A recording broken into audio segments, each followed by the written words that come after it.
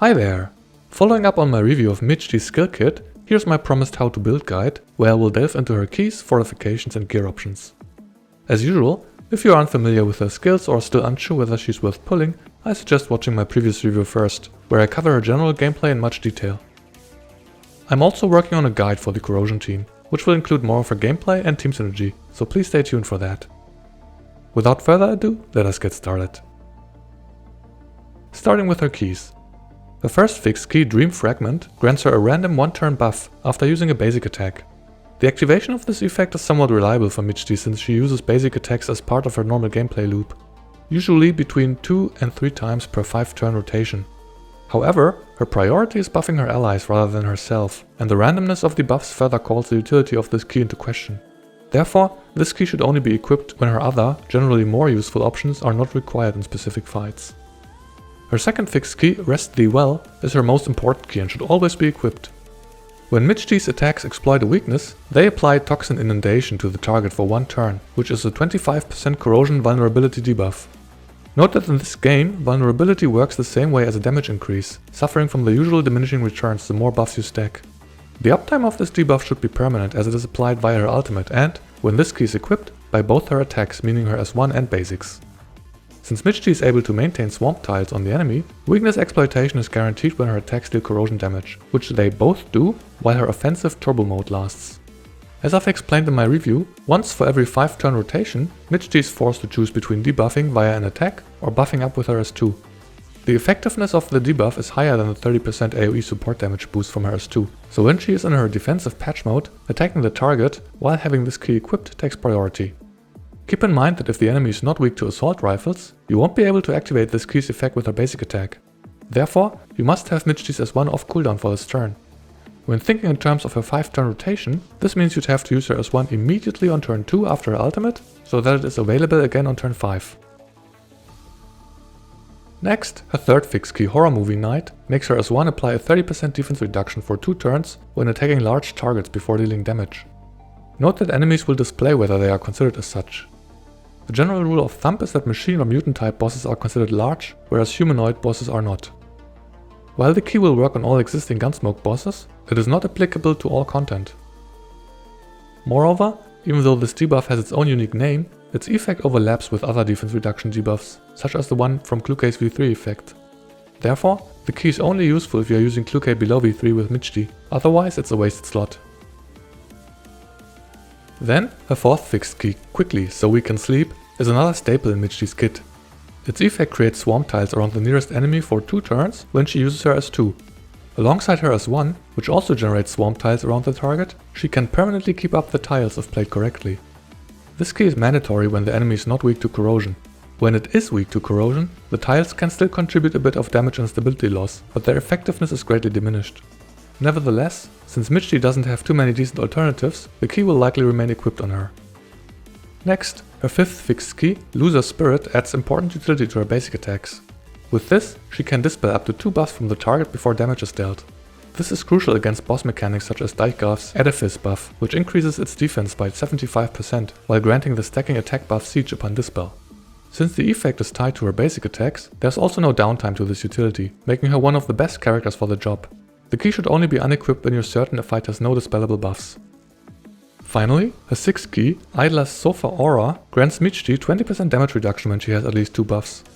This effect is only relevant when you want her to tank single target attacks from bosses with deterministic attacks. For instance, when attacking the nearest or farthest ally, and taking as little damage as possible is somehow relevant. One example may be the multi-hit attack from Deichgraf, which inflicts a stronger vulnerability debuff on the boss the higher your remaining HP after the attack. Equipping this key would only be feasible when one of her other more important options is not required, such as the buff removal or swamp tile generation. In summary, Mechty's most typical key setup includes Rest Thee Well, Quickly So We Can Sleep, and Loser Spirit. With this, she will permanently apply the 25% corrosion vulnerability on the enemy, have permanent uptime on the swamp tiles, and have easy access to buff dispel.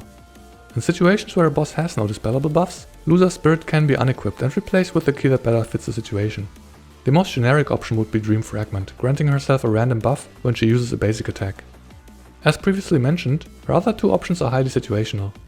Idler's Sofa Aura is only useful against very specific boss mechanics, and Horror Movie Night should only be used when your Clue is below V3 and you're facing a large target. Continuing with her common keys. Her own key, Gaming Time, grants 5% attack and increases basic attack damage by 20%. Since Mechty makes regular use of her basics, the key is usable on her. While damage is not her main concern, she does use her basic attacks at least half of the time when dealing damage. If you use her signature weapon, you're even more encouraged to do so. That said, in terms of damage increases, there are the usual options like the Shevnayas, Veples, Sharkries or Litara's keys. Since these are likely taken by your DPS characters, Mechty may not have access to them though. One option that may be available, at least until the release of Springfield, would be Tolo's key, granting a 7% damage increase when her Confectance index is not full. Unlike Clue and Petya, who are always, or most of the time, at full Confectance index, Mechty will always spend the point she gains, leaving her below 6 points throughout the entire battle. Therefore, this key will work fine on her. Of course, once you pair the Hydro duo with the Corrosion trio, the key won't be available anymore. If you only care about squeezing a bit more damage out of her, you can simply equip the best keys you can find with offensive stat bonuses. Aside from that, support key options are quite limited. One usable option is Papasha's key, granting a 10% damage increase to Petya's first support attack each round. However, since Petya's support actions don't deal a lot of damage individually, but rather collectively, the effect's impact will be unimpressive. It does come with 5% attack though. If you want Mechty to tank a boss mechanic, you could also go with a defensive option like Suomi's key. With that, she'll gain a minor heal and defense boost once her HP drops below 80% for the first time, which it likely will when you have her soak a multi-hit single target attack from the boss. Of course, this effect is only useful when you run the team without a sustainer and before Mechty's V3 upgrade. If you happen to have Centaurisi, you could also slap her key onto Mechty, granting her a tiny bit of healing via the ability to intermittently cast heat recovery on the closest ally.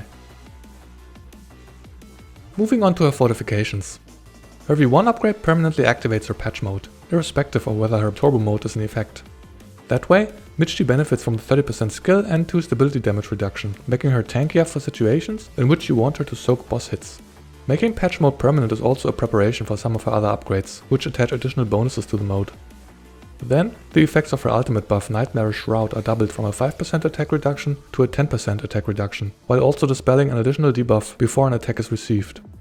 Finally, when in turbo mode, her basic attacks enjoy a 30% increased crit rate. This is one of several instances where Mechty's basic attack damage gets boosted. Individually, these changes are not too impressive, but when you go all the way to V6, her output can be quite decent. Next, her V2 grants her basic attacks a damage bonus of 50%. Since patch mode is now permanently active due to her V1, this bonus is also unconditional. While her normal attacks are still not as strong as her S1, they start to come closer now, particularly when using her signature weapon. She also gains a new effect that cleanses 2 debuffs from herself at the start of her turn, further enhancing her role as a character who takes one for the team. Her V3 upgrade boosts her second skill. Her damage buff Sleep Aid Kit can now stack up to thrice for a total of 30% personal extra damage, and it also stacks twice as fast during turbo mode. More interestingly perhaps, Mechty now also heals herself for 30% of her max HP, and the ally with the lowest HP for 15% of her max HP when using her S2. With this upgrade, she further enhances her role as an off-tank and also turns into a very lightweight sustainer, allowing for a bit of emergency healing for the team. Next, her V4 upgrade increases the stability damage dealt by her S1 by 2 points. When in turbo mode, the skill now also deals fixed damage equal to 50% of Mechty's attack and grants a buff which increases the damage of her next basic attack by a whopping 100%. Her V4 is a pure damage upgrade and does not add any utility whatsoever. Then her V5 grants her a movement buff while she is in turbo mode and makes it so her ultimate buff Nightmare Shroud gets reapplied to allies without the buff at the end of Mechty's turn. She also gains 3 instead of 2 Confectance points while in turbo mode, which shouldn't change much since her ability to recharge Confectance points is balanced with her expenditure even at V0. Finally, her V6 is the only upgrade that remembers her role as an amplifier. With this, her passive buff Nightmare Form is enhanced to increase the AoE damage boost from 10 to 20% and the AoE support damage boost from 50 to 80%. Additionally, she will also permanently grant all allies 25% increased corrosion damage, doubling the total damage bonus for Clue from 35% at V0 to 70% at V6. She also gains an 80% crit damage bonus for basic attacks, which mostly affects her own output. Putting all her upgrades together, Mechty's basic attacks gain in total up to 150% increased damage, 30% extra crit rate and 80% crit damage. Alongside her signature weapon, which grants 20% defense signal to her basics, the damage output can surpass that of her S1. Note though that the extra 100% damage bonus is tied to the use of her S1, so her basics won't completely replace the skill. not to mention that her S1 can also generate swamp tiles. Overall, the only major upgrade for Mechty's role as an amplifier is her V6. Any of the other upgrades enhance her ability to soak damage or to boost the damage of her basic attacks. The only exception being her V3, which adds a bit of single target healing, though it isn't really enough to justify the halfway investment. Therefore, most players can simply rejoice at the fact that Mechty's kit is complete at V0 and doesn't gain any significant bonuses. For big spenders, V6 is an option as it doubles the damage bonus for Cluke, but it's truly a luxury upgrade. Moving on to her gear. The signature weapon Daydream grants her 341 base attack with an additional 15% attack bonus. In terms of raw stats, it falls slightly behind free-to-play options such as Planeta or Golden Melody. Like several aspects of Mechty's kit, the weapon effect synergizes with Mechty's use of basic attacks. After using a basic attack, she buffs her own corrosion damage by 15%, up to 35% at max calibration. This damage bonus applies to either her S1 or basic attacks during turbo mode. More importantly, it grants a team-wide corrosion damage boost of 10%. This value is fixed and doesn't go up with calibrations. Since the corrosion team benefits from multiple sources of damage increases, the effective damage bonus will be quite diminished. For instance, consider Cluke's V6 ultimate damage under the following assumptions. She uses her signature weapon with Phase Strike, has her buff Competitive Spirit fully stacked, and uses a typical fixed key setup that boosts her ultimate damage. When combining all sources of damage amplification between Cluke and Mechty, the 100% skill multiplier of her ultimate benefits from a 285% damage increase. When adding Mechty's 10% bonus from her signature weapon, the expected damage increase amounts to only about 2.6%. Cluke's dots benefit from less amplification than her ultimate, which under the same assumptions amounts to 135% damage bonus. Adding the 10% from Mechty effectively increases her dot by about 4.3%. All of that is to say, a 10% raw damage bonus is not much to begin with, but when a character like Cluke has so much amplification in her kit already, its effectiveness is even further reduced. Therefore, the team-wide bonus is a nice little extra, but not enough to justify the investment if you are free to play. Then, her weapon trait allows her basic attacks to ignore 20% of the target's defense. This is a strong effect and further emphasizes Mechty's use of basic attacks. The more of her dupes you have unlocked, the better her signature weapon becomes. For free-to-play players, Planeta is a fine choice, offering overall a little less attack than her signature weapon, but extra crit damage. Mechty is able to activate Planeta's Path Patrol effect by using her S2 when she is in turbo mode, as this will grant her extra command. However, she will be quite slow at stacking the buff. In her normal rotation where you use her S2 on turn 2, 3 and 4, then starting at turn 7 again, it would take Mechty until turn 8 to fully max the buff. At higher calibrations, Planeta can stack even more times, of which Mechty will not benefit too much. Keep in mind that with the release of Springfield, the corrosion trio often runs together with the Hydro duo, including Tulolo. Therefore, Planeta may not be available for Mechty in the long run. The other option would be Golden Melody, which provides more attack than her signature weapon and grants an unconditional 10% damage bonus. The rest of the effect doesn't work on Mechty, since she doesn't use support actions. Given that the corrosion trio will usually not be paired with the burn team, this weapon will likely be available to Mechty, making it the most accessible weapon choice for her. If you purchase the Battle Pass, the Guano is a decent option. The base attack value of 320 is slightly below her signature weapon, but the effect grants an easily achievable permanent 15% damage bonus. Due to the lower base attack, it's slightly worse than Golden Melody, but if you can't be bothered to swap equipment around until we get the preset feature, you could just slap Guano on Mechty and forget about it. If you're a new player with none of the aforementioned options, you can also use her as R weapon G11. The effect grants a twice stacking damage bonus of 5% up to 10% at max calibrations after each attack against corrosion debuffed targets. Since her target will always be debuffed, she essentially gains a permanently active damage increase. Alternatively, you could also use Cluke's as R weapon HK416, whose weapon trait grants Mechty's attack 20% defense ignore, while also adding a bit more base attack than the G11. As usual, the stats of SR weapons are inferior to SSR options, so try to transition to an SSR weapon as soon as possible. As for her attachments, you are faced with the same dilemma as with Cluke or Petya.